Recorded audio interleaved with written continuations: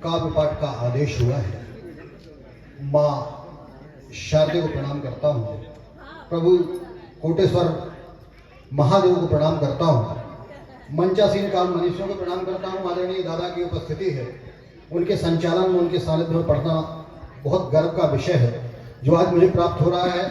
हमारे यशस्वी विधायक आदरणीय राजकुमार भाई साहब की उपस्थिति है, उनकी उपस्थिति को प्रणाम करता हूँ और लांजी के समस्त साहित्य सुधी श्रोताओं की उपस्थिति को प्रणाम करता हूँ। मैं लगभग सबसे लंबा सफर तय करके यहाँ पहुंचा हूँ। एक बार मैं चाहता हूँ कि आप लोग मुझे कैसे सुनेंगे, पीछे के लोग थोड़ी से खामोश हैं, एक बार सब मिलकर तालियां बजा के बताइए कि आप सब सुनना चाहते हैं। पीछे के लोगों ने अभी भी नहीं बजाई। तब मैं अपनी काव्य यात्रा प्रारंभ करना चाहता हूँ। मैं अपने आराध्य की पूजा की प्रार्थना की 4 पंक्तियां पढ़ना चाहता हूँ और मैं देखना चाहता हूँ कि मेरे आराध्य में आपकी कितनी श्रद्धा है, आपका कितना विश्वास है। तब 4 पंक्तियां पढ़ता हूँ, मुझे आपका जयकारा बताइए कि आप मेरे आराध्य को कितना मानते हैं। सुनिएगा और आशीर्वाद कि छोड़ के सारी चिंता मन की हो करके निर्भय बोलो, छोड़ के सारी चिंता मन की हो करके निर्भय बोलो, चाहे जो भी रहे परिस्थिति करके दृढ़ निश्चय बोलो, राम स्वयं ही मिल जाएंगे, बस पहले इतना कर लो, दोनों हाथ उठा करके बजरंगबली की जय बोलो, दोनों हाथ उठा करके बजरंगबली की जय बोलो। एक बार और बोलिए बजरंगबली स्वामी की। आइए, प्रियंका ने मां शारदे की आराधना की थी, मैं भी मां शारदे की आराधना की पूजा की प्रार्थना की 4 पंक्तियों के साथ अपनी काव्य यात्रा प्रारंभ करना चाहता हूं। सुनिएगा और आशीर्वाद सुनिए कि काव्य पाठ करने को लाल है तैयार, मात कंठ में विराज सुचिता का ज्ञान दीजिए, और दोनों कर जोर कर आया हूं तुम्हारे द्वार, सबसे अनूठी मुझे पहचान दीजिए। तो किसी आताताई को मत झोंके ना हमारा शीश, अभिमान नहीं माता स्वाभिमान दीजिए, और दिव्य देश भारत का सदा यश गान करे, अभिषेक को मैं वरदान दीजिए, अभिषेक को मैं वरदान दीजिए। 4 पंक्तियां पढ़ता हूं, हम ढूंढते हैं राम कहां मिलेंगे। अगर मैं सही बता दूं तो अपनी तालियों के द्वारा बताइएगा कि आप लोग सुनना चाहते हैं। सुनिएगा कि राम कहां मिलेंगे। कण कण में है राम समाहित, धरती और गगन में है। विधायक जी, कण कण में है राम समाहित, धरती और गगन में है, माता पिता की पूजा होने वाले हर आंगन में है, जहां द्वेष छल छंद न हो, बस केवल मानवता ही हो, राम हमारे ऐसे हर नर नारी के तन मन में है, राम हमारे ऐसे हर नर नारी के तन मन में है। मैंने 4 पंक्तियां लिखी राम की आराधना की, लेकिन मुझे लगा कि इनमें साहित्य नहीं है पंक्तियों में। मैंने आदरणीय दत्तू को सुनाई, पद्मश्री सुरेश दुबे दादा बैठे हुए हैं। मैंने कहा दादा ये एक छंद लिखा है, लेकिन मुझे लग रहा है कि इसमें साहित्य नहीं है। दादा ने जो बात कही, एक बार दादा के लिए तालियां हो जाएगी। दादा ने कहा कि अभिषेक, जिस कविता में प्रभु राम का नाम आ जाता है, उस कविता को फिर किसी साहित्य की आवश्यकता नहीं होती है। तब 4 कि राम राम राम राम राम राम राम राम राम जी के नाम से बड़ा न कोई नाम है, और राम राम राम राम राम राम राम राम राम जी के काम से बड़ा न कोई काम है। तो राम राम राम राम राम राम राम राम राम जी के धाम से बड़ा न कोई धाम है, और धन्य यदि चाहते हो करना ये जीवन, तो मूल मंत्र बस राम राम राम राम है। मूल मंत्र जय जय श्री राम, जय श्री राम। और मैं किसे प्रणाम करना चाहता हूँ, मेरे सामने माता शक्ति की उपस्थिति है। क्या है भारतीय माता? एक मुझे घटना याद आती है, एक वाकया याद आता है। एक सैनिक का शव तिरंगे में लिपटा हुआ सीमा से मां के दरवाजे पर आता है। शव को देख के मां रोने लगती है। बहुत स्वाभाविक सी बात है, कोई मां अपने बेटे का शव देखेगी तो रोने लगेगी। वो मां रोने लगती है तो वहां कुछ पत्रकार उपस्थित होते हैं। वो पत्रकार पूछते हैं कि माता जी, आपके बेटे ने देश के लिए शहादत दी है, आपके बेटे ने देश के लिए कुर्बानी दी है, ये आपके लिए गर्व की बात है, ये आपके लिए सौभाग्य का विषय है, फिर भी आप रो रही हैं। तब उस मां ने जो जवाब दिया, अगर उस मां का जवाब सुन के आपका सीना गर्व से चौड़ा हो जाए तो मुझे बताइएगा। मैं लांजी के देशभक्त श्रोताओं के बीच में कविता पाठ कर रहा हूं। वो मां कहती है कि पत्रकार महोदय, हम रोती इसलिए नहीं है कि हमारा बेटा सीमा पे शहीद हो गया, हम रोती इसलिए हैं कि हमारे पास दूसरा बेटा नहीं है जिसे हम सीमा पे भेज पाते। तब 4 पंक्तियां पढ़ता हूं, सुनिएगा आशीर्वाद। कि करती प्रशस्त जो सदैव सद्भावना को वैसी वेद पावनी ऋचाओं को नमन है। वो गान जेहवासन तो होता जहां भारती का रज रज रंजिता सदाओं को नमन है। तो जहां भांति भांति की अनेकता में एकता है, जाति धर्म धारती दिशाओं को नमन है। और शीश दान कर मान पाते यहाँ जो भी वीर, ऐसे बलिदानियों की मां को नमन है। ऐसे बलिदान, आपकी तालियां कमजोर है, मुझे मजा कमाना है, सब एक साथ बजाइए। ये पीछे वाले लोग थोड़ी सी बैठे हुए शांति से वो मिलकर बजा देंगे। 4 पंक्तियां और पढ़ना चाहता हूं, सुनिएगा और आशीर्वाद दीजिएगा। मुझे 4 पंक्तियां कहीं याद आती हैं, बड़े कवि हुए हैं हमारे बंदे के बाल कवि बैरागी जी। उनने कहा कि एक दिन मैंने जरा सा सूर से बस यूं कहा, एक दिन मैंने जरा सा सूर से बस यूं कहा, आपके साम्राज्य में इतना अंधेरा क्यों रहा? तम तबाकर वह दहाड़ा, मैं अकेला क्या करूं? तुम निकम्मों के लिए मैं ही बड़ा कब तक मरूं? आकाश की आराधना के चक्रों में मत पड़ो, संग्राम यह घनघोर है, कुछ मैं लड़ूं कुछ तुम लड़ो। तब पढ़ता हूं, एक अकेले प्रधानमंत्री देश नहीं बदल पाएंगे, एक अकेले मुख्यमंत्री जी प्रदेश नहीं बदल पाएंगे। हमारे विधायक जी आठों याम लगे रहेंगे कि लांजी बदले, लेकिन अगर हम और आप उनका सहयोग नहीं करेंगे तो यह देश, यह प्रदेश, यह शहर नहीं बदलने वाला है। तब 4 पंक्तियां पढ़ता हूं कि करो करो करो चिंतन सभी मिलकर ये कब परिवेश बदलेगा। करो चिंतन सभी मिलकर ये कब परिवेश बदलेगा।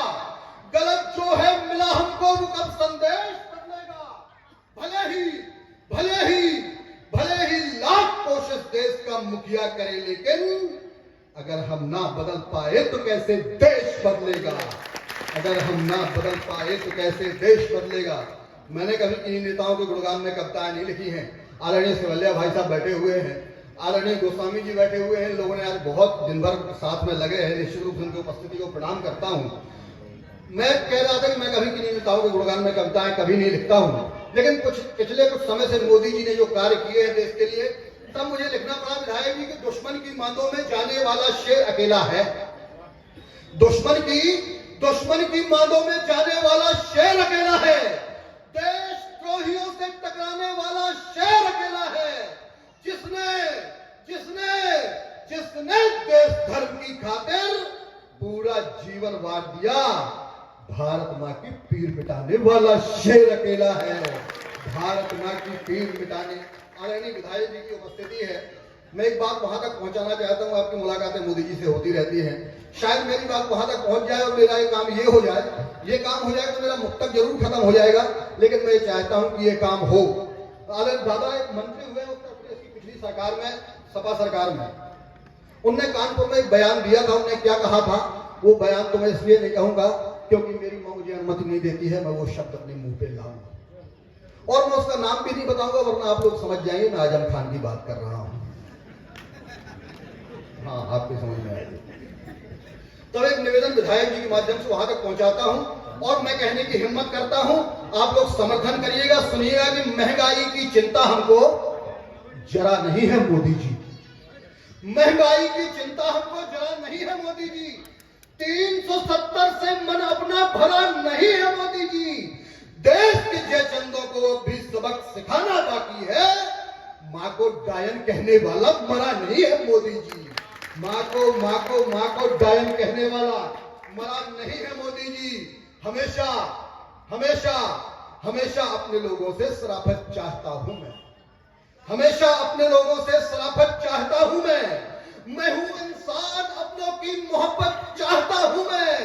क्षमा मैं कर नहीं सकता किसी भी देशद्रोही को, हमेशा देश को अपने सलामत चाहता हूं मैं। हमेशा देश को अपने सलामत चाहता हूं मैं। एक निवेदन और करना चाहता हूं, जिसने अभिषेक को अभिषेक बनाया, पूरे देश में यात्राएं करवाई। मेरा एक ध्येय है, मेरा एक उद्देश्य है। मैं जहां भी जाता हूं वहां के लोगों से निवेदन करता हूं और अपने साथी कवियों से निवेदन करता हूं, सुनिएगा और आशीर्वाद दीजिएगा कि स्वयं को बेच दो लेकिन वतन का मान मत बेचो। स्वयं को बेच दो लेकिन वतन का मान मत बेचो। कमाओ धन मगर अपना कभी ईमान मत बेचो। कोई मना नहीं करता आपको धन कमाने से, खूब कमाइए। कि स्वयं को बेच दो लेकिन वतन का मान मत बेचो। कमाओ धन मगर अपना कभी ईमान मत बेचो। नहीं जयचंद सा करना किसी गौरी को आमंत्रित, जहां जन्मे हो खेले हो वो हिंदुस्तान मत बेचो। वहां जन्मे हो खेले हो हिंदुस्तान मत बेचो। मैं 2-3 बंद की एक बड़ी छोटी सी कविता पढ़ के अपना स्थान लूंगा। हमें अपने बड़ों को सुनना है, तब उसकी भूमिका में एक मुक्तक पढ़ता हूँ। माननीय सर्वोच्च न्यायालय ने भी अवैध इमारतों के गिराने पर रोक लगा दी है, भाई पता होगा। लेकिन जहां जहां भी अवैध इमारतें गिराई जा रही हैं वहां हमारे मंदिरों के प्रमाण निकल रहे हैं। अभी आपने देखा होगा कि उत्तर प्रदेश में एक बिल्डिंग गिराई गई, उसके नीचे हमारे भगवान हरि द्वारा हरिहर मंदिर की जो स्थापना की गई थी वो हमारे सामने आया समथल यूपी में। तब 4 पंक्तियां पढ़ता हूं, सुनिएगा कि बुरे कर्मों के लिख लो तुम, बुरे परिणाम निकलेंगे। जिन लोगों के भी बुरे कर्म बहुत पुराने रहे हैं या अभी के हैं, उनके परिणाम निश्चित रूप से निकलना है। तब कहता हूं कि बुरे कर्मों के लिख लो तुम, बुरे परिणाम निकलेंगे। सुबह करना निकल पाए तो पक्का शाम निकलेंगे। जो धरती है सनातन की रहेगी वो सनातन की, जहां खोदोगे धरती में हमारे राम निकलेंगे। जहां खोदोगे धरती में हमारे राम निकलेंगे। तब कविता पढ़ता हूं, सुनिएगा और आशीर्वाद दीजिएगा। सुनिएगा कि गली सड़क चौराहों से बस शोर एक ही आया है। गली सड़क चौराहों से बस शोर एक ही आया है। हर की भूमि पर हरिहर का मंदिर हमने पाया है।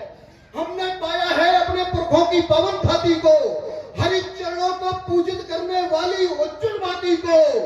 जिनको लगता है पत्थर से हरि भक्तों को मारेंगे, उनसे कह दो हम जामा का जामा वही उतारेंगे।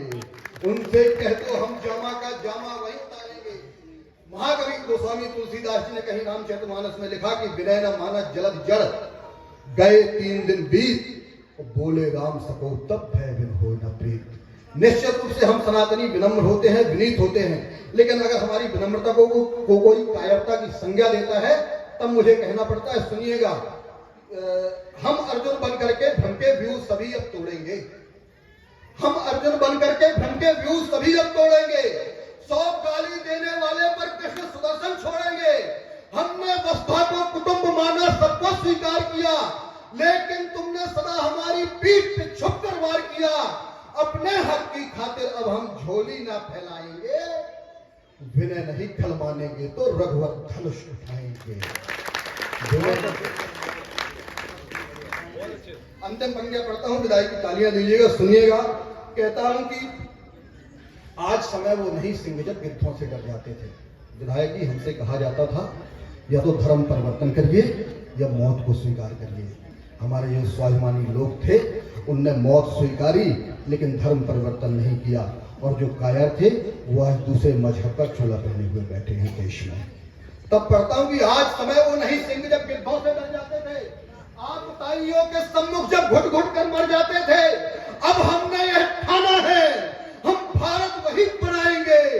अपनी भारत माता का हम रूप पुरातन पाएंगे। वहीं से समाप्त करता हूं जहां दादा ने मुझे बुलाया था जिन पंक्तियों से, कि आज समय वो नहीं सिंह जब गिद्धों से डर जाते थे, आतताइयों के सम्मुख जब घुट घुट कर मर जाते थे। अब हमने यह ठाना है, हम भारत वही बनाएंगे।